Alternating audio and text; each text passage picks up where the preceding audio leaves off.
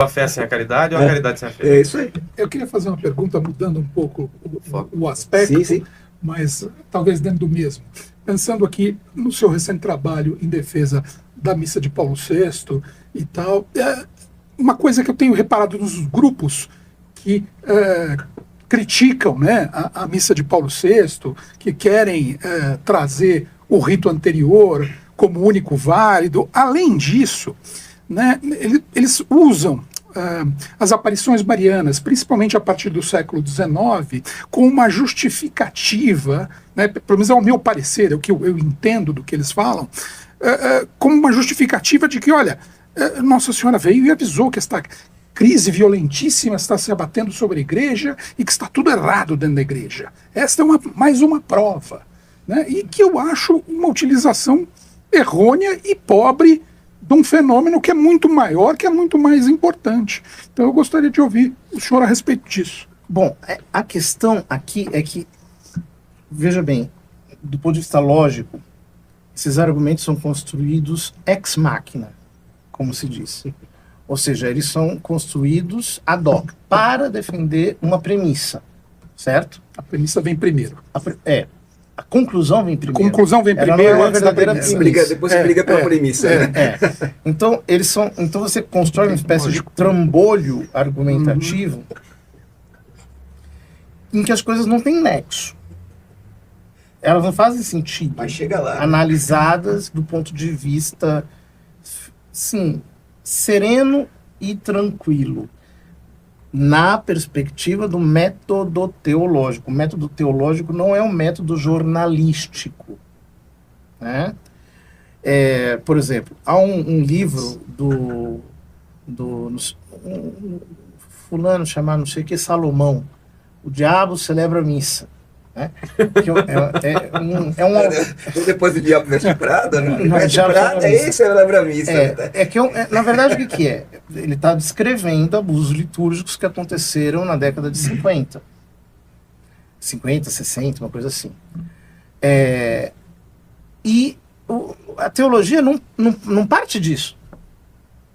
A teologia parte do argumento de autoridade, da divina revelação, interpretada pelo magistério da igreja. Bom, quando eu entendo isso, então já começa a questão já começa a meio que se desmontar.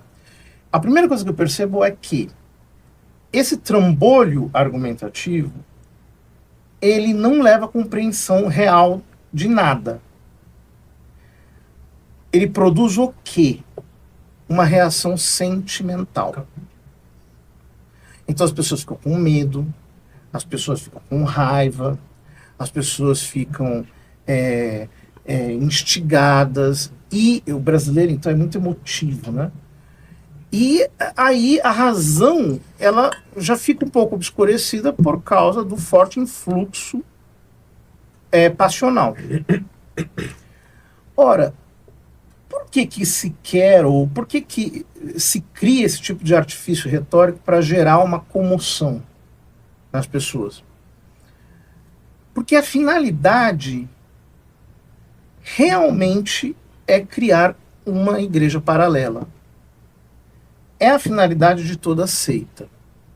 Você veja, por exemplo, as seitas protestantes, né?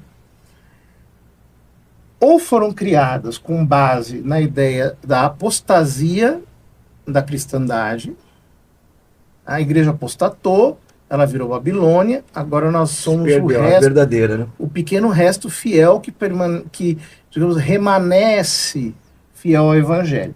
Outras seitas surgem por razões escatológicas.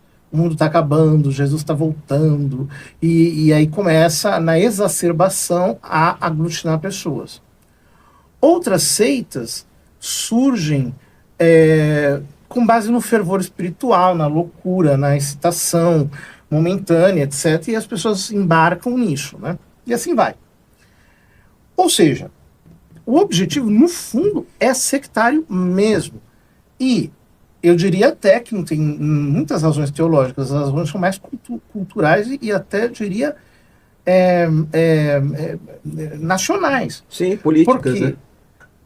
você veja que o fenômeno do galicanismo é tipicamente francês. E a mentalidade galicana, que é aquela em que você reconhece que existe um Papa, mas não precisa obedecê-lo, você está independente ou dispensado da obediência a ele, e daí se cria toda uma retórica para dizer, para ser obediente você tem que desobedecer. Cria-se toda uma retórica, por mais que as pessoas digam coisas contraditórias, fazendo uma cara de sério, isso passa como verdadeiro. Né? Colocando uma voz. Eles erram, mas eles erram com qualidade. Né? Uma voz impostada, uma presença um pouco intimidadora. E já o sede-vacantismo, que aí é partir para a quebradeira mesmo, surge numa mentalidade anglo-saxônica que é uma mentalidade protestante. Sim, do Henrique VIII, lá de... E sobretudo nos Estados Unidos. Quer dizer, a igreja, cada um faz como quer, ou seja, virou... Freestyle, né? Freestyle. Virou um negócio completamente... Só tem 43 mil, né? Isso que a gente sabe, né? Ele não sabe. Não dá, né? Todo Mistério. dia. É engraçado que é um Não, católico, mas ele é cismático, né? Um católico cismático, né? Na prática, sim. O que acontece é que, na minha opinião, e essa é uma suspeita que tem um certo fundamento, embora eu não tenha tempo de fazer uma investigação histórica concreta muito, muito vasta. Eu acho que tudo isso vem de fora. Ah, tá. Ou seja, a necessidade de tomar o católico fiel, o católico que tem amor pela doutrina, que tem amor pela liturgia, enlouquecê-lo e jogá-lo para criar seitas e grupos para-eclesiásticos independentes, serve para enfraquecer internamente a igreja e deixá-la, digamos assim, exposta justamente aos desconstrucionistas que querem... Esses caras vão ganhar, né? Prato cheio, né? Você está dando a vitória para eles. É verdade. Dividindo para conquistar, né? Então, a coisa me parece tão evidente... É verdade. Que chega até difícil você explicá-la. Então eu acho que isso vem, é exógeno, isso vem de fora da igreja, até de grupos não cristãos, de grupos anticristãos. E as pessoas se deixam levar porque elas assumem algumas premissas. Vocês vejam, né? Impressionante como uma pessoa inteligente, medianamente pelo menos, né? Não estou falando de ninguém brilhante, uma pessoa medianamente inteligente. Ela, quando é cooptada por esses grupos, se torna um papagaio. Vira clichê, né? Um repetidor de mantras. E não sei o quê. Então, qual que é o enredo? A crise da igreja. Segundo, missa tridentina, solução de todos os problemas, que é uma falácia, porque se ela fosse a solução de todos os problemas, ela teria impedido todos os problemas, porque ela, por definição, vem antes da missa nova. Exatamente. Então, quer dizer... Não haveria problema no século XX. Exato. Então, 400 anos de missa tridentina não resolveram. Então, você veja, há tantos sofismas instalados aí que eles deixam intacto o cérebro e vão direto para as paixões. Em que as pessoas simplesmente elas não pensam mais. Que é uma característica moderna, né? É uma característica extremamente moderna. E assim, eu acho que é de um elitismo, de um egoísmo absurdo, porque de repente, vamos supor que no espaço de vida dessas pessoas a coisa aconteça.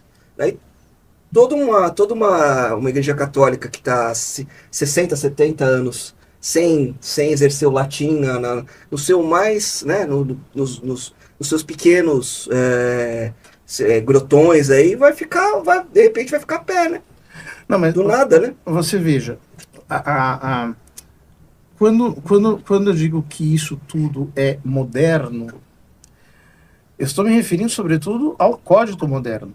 Ou seja, assim como Martinho Lutero deixou a tradição, a livre interpretação do indivíduo, ainda que guiado por um perito, por um pastor, né? Os protestantes atualmente eles dizem muito que nós entendemos o sola scriptura como nuda scriptura, né?